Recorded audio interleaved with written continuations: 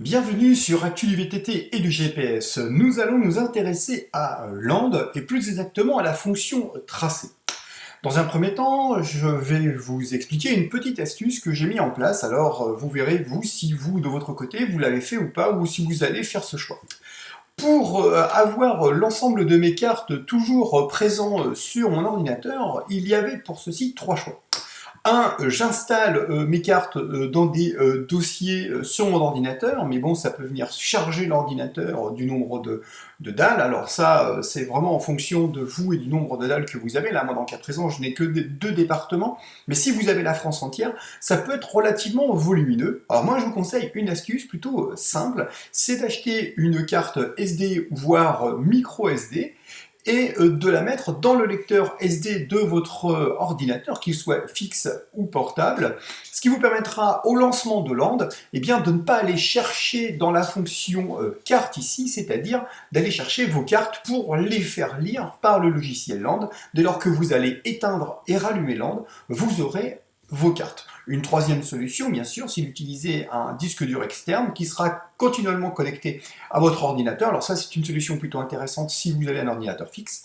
Si par contre, comme moi, vous utilisez un ordinateur portable ou différents ordinateurs, la micro SD est vraiment simple, dans le sens où vous venez de déconnecter, vous le reconnectez, le lien est fait. Alors je vous conseille, c'est de connecter votre carte SD, puis d'ouvrir Land. Si vous faites le contraire, eh bien le lien est rompu et vous serez obligé de nouveau d'aller rechercher vos cartes pour qu'ils soient lus de nouveau par Land. Donc voilà, ça c'est une petite astuce plutôt sympa si vous ne l'avez pas encore utilisée.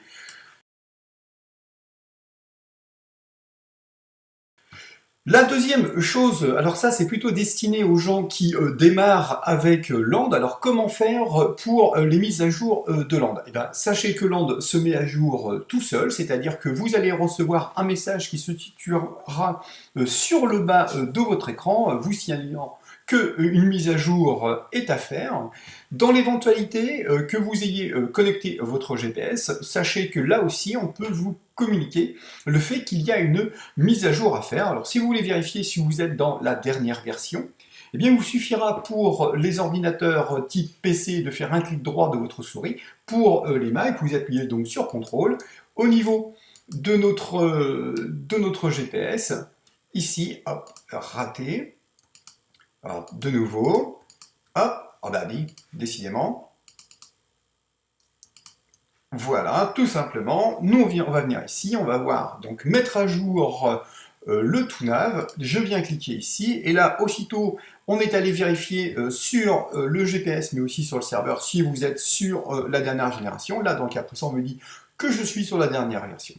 Si par contre, vous rencontrez des difficultés de fonctionnement avec votre GPS, et que dans un premier temps, moi je vous invite, c'est à réactualiser tout simplement la dernière version qui est dessus, ce qui pourrait venir corriger le défaut. Bon, éventuellement, si le défaut, malheureusement, après cette manipulation n'est toujours pas corrigé, alors là, bien sûr, je vous invite, eh bien, tout simplement, eh bien, à vous rendre soit chez votre revendeur ou de contacter le service après-vente de chez Corm GPS.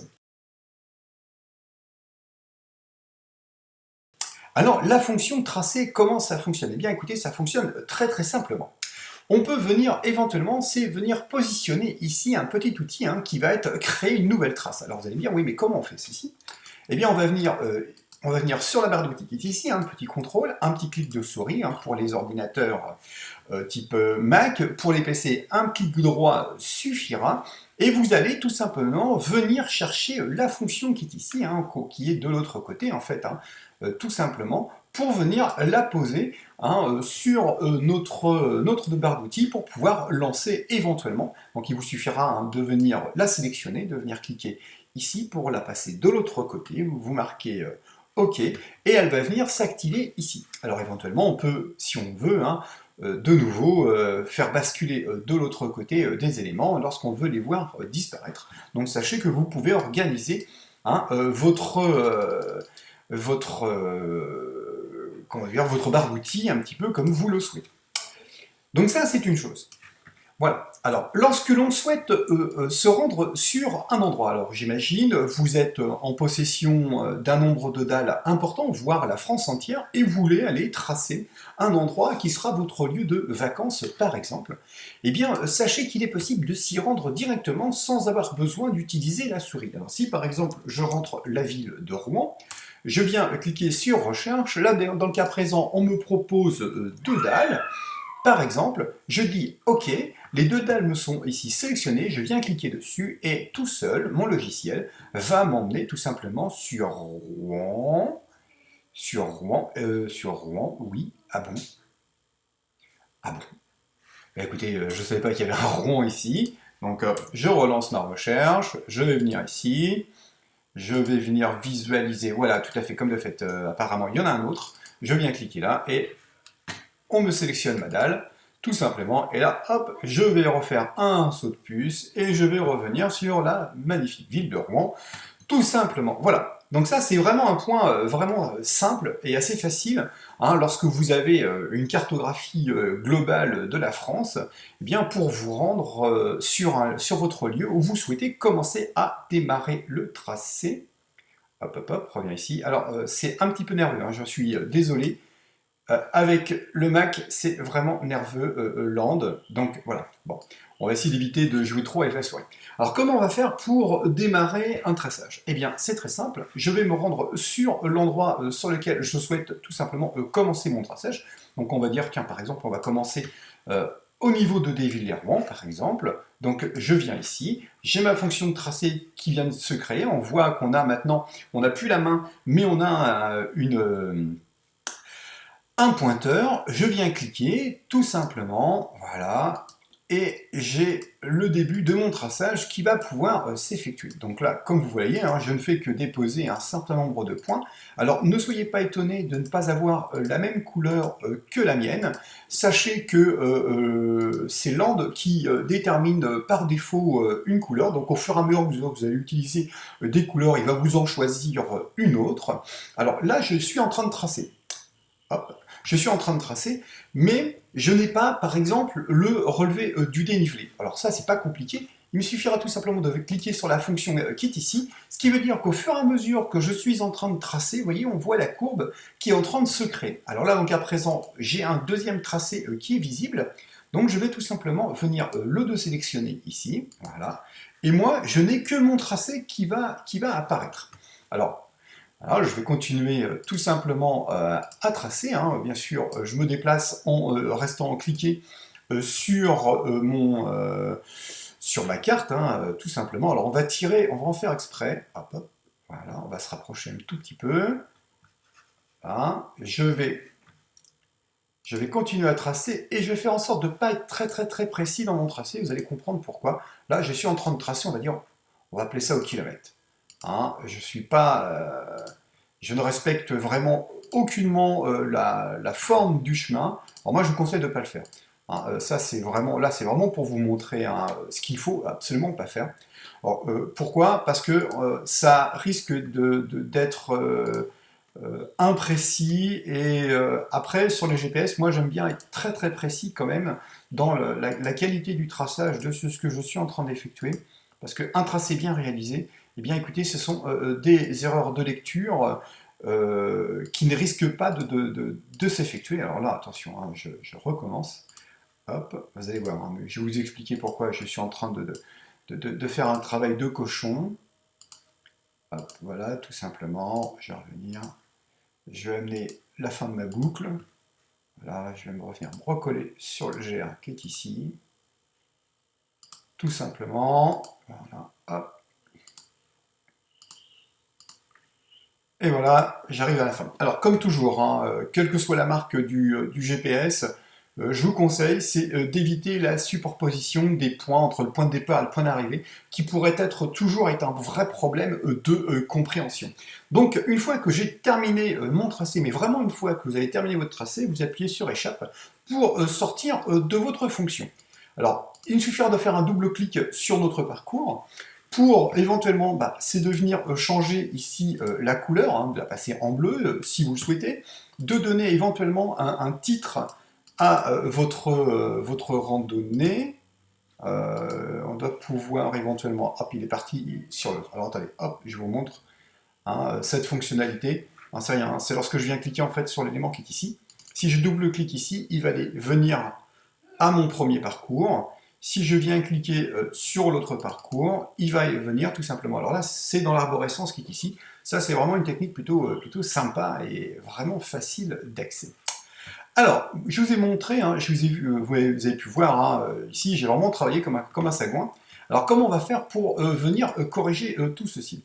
Eh bien, là, on va faire un petit clic droit pour tous ceux qui sont sur PC. Pour tous ceux qui sont sur Mac, je vous rappelle, hein, il vous suffira de faire CTRL, clic, et on va venir sur éditer la trace. Lorsque je suis ici, j'ai des fonctionnalités. Alors, comme vous pouvez le voir, hop, je viens ici, j'ai des petits éléments qui vont se déplacer et qui vont me permettre en fait de poser des points intermédiaires. Alors, comme vous allez voir, je vais pouvoir vraiment coller au plus près du chemin. Et là, il n'y a pas, c'est pas aimanté, ça s'aimante tout seul. Donc, au fur et à mesure que je vais me déplacer, je vais pouvoir, alors je peux attraper un point, hein, par exemple, hein, et déplacer mon point. Alors moi, je vous conseille, hein, c'est toujours pour faciliter la lecture en termes de compréhension, hein, c'est-à-dire c'est de vous décaler par rapport à l'entrée du chemin. Ce qui veut dire qu'en termes de lecture, lorsque vous allez être sur le terrain, s'il y a différents chemins qui pourraient poser des problèmes de compréhension, eh bien sachez que là, ça va être très facilement lisible. Hein, si je suis sur l'intersection, par exemple, et bien là, comme je suis rentré un petit peu dans le chemin, ça va me permettre de lire et de comprendre plus facilement. Alors, je vais dire, tiens, par exemple, finalement, ça me dit bien de repasser par là. Eh bien, c'est pas grave. Je prends mon point, je déplace mon point jusqu'ici, je m'agrémente là, tac, je dépose mon point, je prends mon point, je viens de poser ici. Finalement, voilà, alors hop, comme vous pouvez le voir, alors c'est mieux de partir, hein, d'avancer dans le sens du déplacement. Voilà, j'ai réglé, j'ai augmenté mon point. Là, de nouveau, hop, je viens me coller au plus près. Vous avez pu le voir, hein, c'est vraiment très simple. Très simple d'utilisation, hein, de chez Land. Moi, c'est vraiment quelque chose que j'aime bien, hein, sur ce logiciel. Eh bien, c'est de travailler avec lui, de corriger mes différents parcours. Vous avez vu, hein, j'ai vraiment travaillé très rapidement. Voilà. Tout simplement, on va venir ici. Hop. Alors on pourrait se dire, tiens, on va s'enfiler la grande côte qui est ici. Bon, malheureusement, je ne suis pas sûr de pouvoir redescendre. Donc oui, ça aurait été bien de pouvoir redescendre et de remonter. Bon, comme je ne connais pas très bien le coin, bien écoutez, on verra. Alors éventuellement, hein, on pourrait repartir par ici, remonter, enfin voilà, les idées de traçage ne manqueront pas. Voilà, tout simplement. Alors maintenant, je souhaite tout simplement sauvegarder ma donnée. Eh bien, je vais venir donc dessus. Hop, mon tracé, j'appuie sur la chape ici. Ici, et je vais pouvoir sauvegarder, donc sauvegarder ma trace.